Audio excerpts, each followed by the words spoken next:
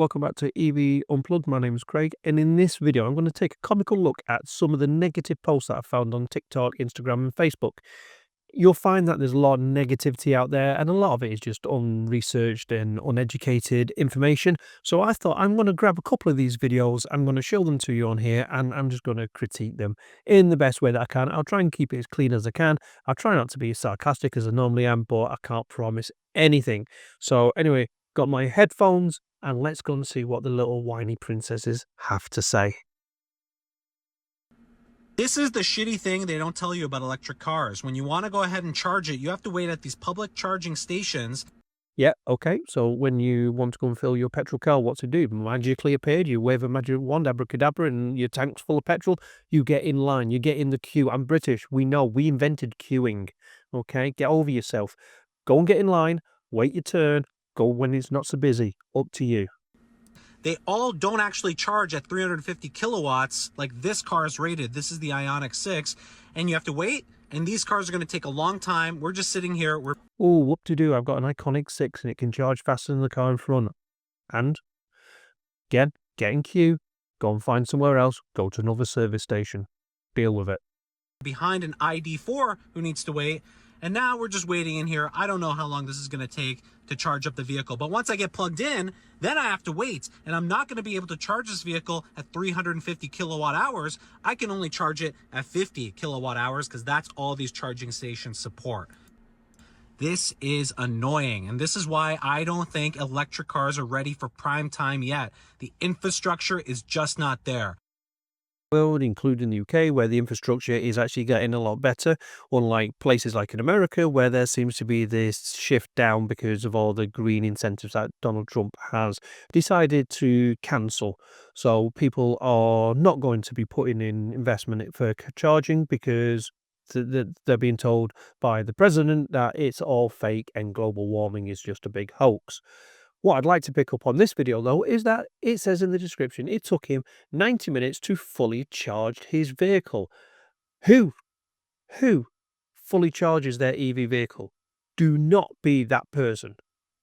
You will be hated by charging time between 80 and 100%, can be as much as maybe another 30 minutes. Just charge to 80%, suck it up, buttercup, get in the car, and off you pop.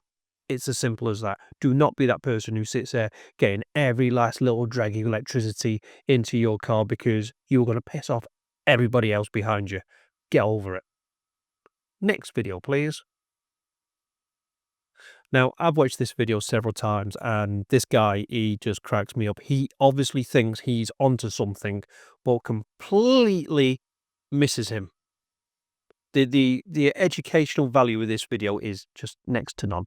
The end of electric cars is finally coming. Check what I've just seen. Toyota confirms zero-emission combustion engines are coming. So I've seen Toyota, I've seen Hyundai, I've seen Tesla, I've seen other models. How much of this is truth and how much of it is fake news, I don't know. I've not looked into, but I have seen it from multiple manufacturers within the last fortnight. So I suspect, and a lot of them have been AI captured images as well. So I suspect a lot of them are just fake news. Can you imagine how revolutionary this could be? No more electric cars. Let's face it, if this does actually come out, no one's touching an electric car. Can you imagine having a petrol and diesel engine that is so enjoyable and it does... Petrol, diesel, this is neither. This is hydrogen, mate. This is hydrogen. This is not petrol, this is not diesel. This is hydrogen. It's completely different. There is no similarity to the engines for petrol and diesel as there is hydrogen. It's completely different. So it's like saying EVs are the same as petrol and diesel. They're not. They're completely different. Hydrogen is a total different breed. Now, one thing I would say is, especially here in the UK, we have had certain councils that have tried to install hydrogen heating in civilian homes, and they have not done it yet. Why? Because the risk of explosion is too high. They are untested. They will not put a vehicle on the UK roads that uses hydrogen unless it's gone through strict NCAP safety performance tests. This is why the Tesla Cybertruck is not allowed in the UK, because it would fail it immediately. They will not put these hydrogen cars on the highway until there is enough evidence that they are safe to use. And I cannot see that happening. Even if they invented it and it was in production today, I can't see that happening for at least 5 years. So really, yeah, you've just, yeah, that bit of knowledge, a bit of education just missed you. Doesn't harm the planet. Yes, EV cars are to protect the planet as well. They don't give off CO2 emissions. They reduce the effect or potential effect of global warming, yes. But more importantly, they do not pollute areas, homes, towns, cities, outside schools, hospitals, wherever, in exhaust fumes. That has been scientifically proven to give people cancer.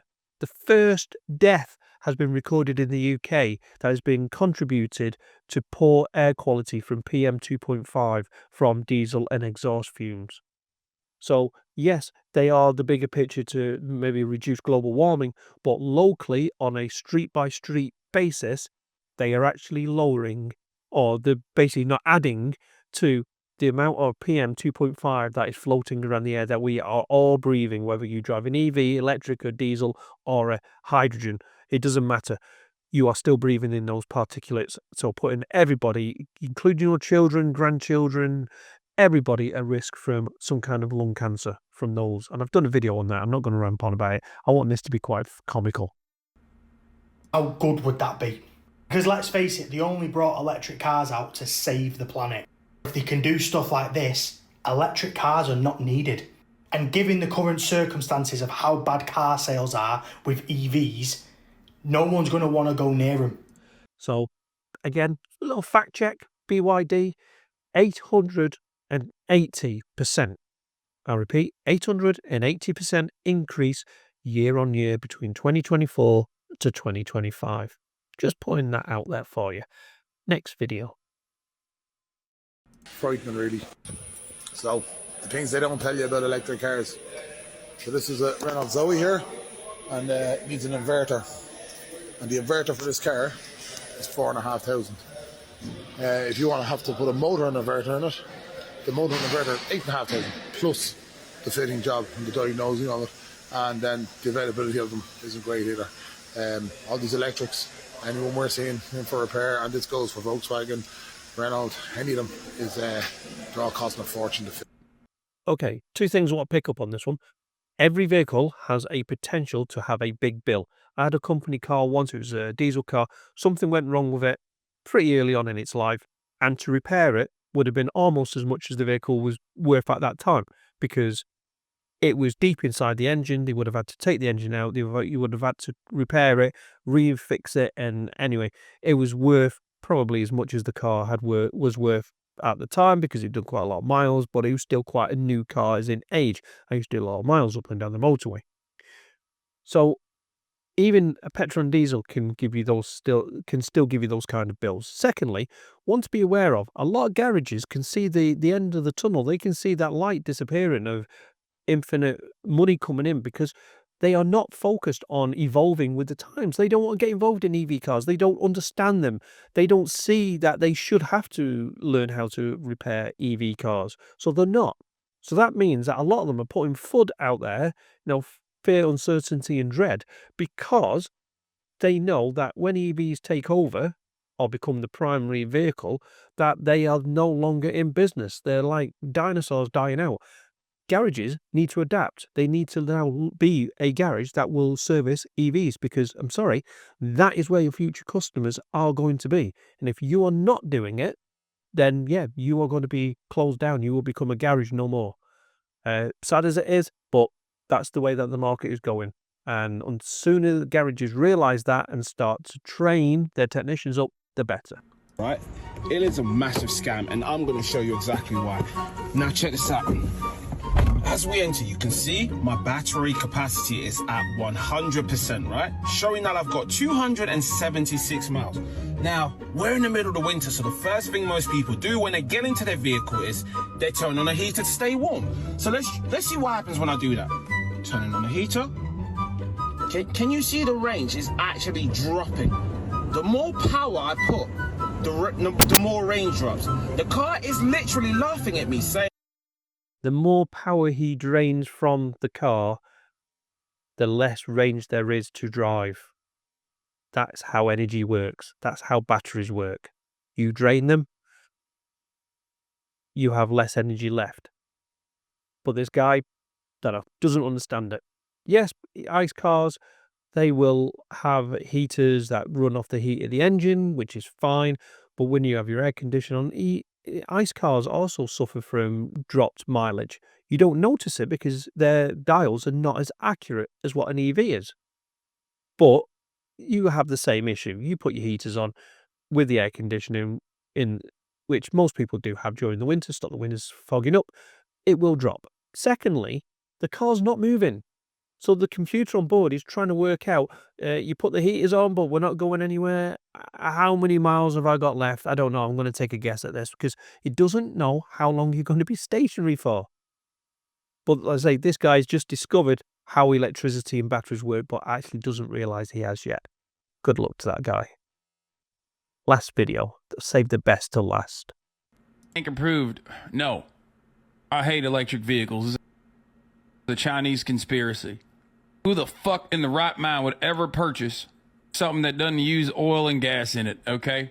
You know how them liberals, they convert those old school cars into EVs, they strip the engine out and put a fucking battery in it? Well, I want to start a business where I take electric vehicles and then take the battery out and put a goddamn engine in the front trunk, as God intended. Hank, how do you feel? Okay, so there's a couple of things that offend me about this video. One is, if somebody mentions Donald Trump supporter, that is exactly what I have in my head. He's even got the MAGA hat on, but that is it. That is that person to a T. So anyway, besides from that, I am offended that he's got the picture of our late Queen behind him. She hated Donald Trump. That offends me. But I've seen vehicles where classic vehicles where they have took the engine out and they've repurposed it with an EV engine and the vehicle is better and it's worth more as well. So I have no issues with it. If you want to try and fit an engine in the front of a Nissan Leaf, then hey, good luck to you. But I just think it's comical that these people feel offended that petrol cars are being converted into ICE. It really, really does hurt their masculinity, I think, when they think that an EV car is taking over a American, whatever it was a Dodge, American Dodge. Just get over yourself. It's a car. Don't do it to yours. Doesn't matter. But people are going to do it. But there you go. There you have it anyway. So I thought I would just pick out a couple of these. So please like and subscribe. I'm going to do more of these and hopefully I'll get into a little bit of a rhythm about doing them. I have to filter some of them out because sometimes it's just complete blatant lies and sometimes the language is will challenge my own, shall we say, on the better days. But they're out there, and I think just as Gavin Newsom is doing in California with Donald Trump, he's pushing back, he's holding up a mirror and reflecting how he is spoken about by Donald Trump. I think we do the same for these EV haters. Let's hold up that mirror and go, this is how you look to yourself. What an idiot you may be.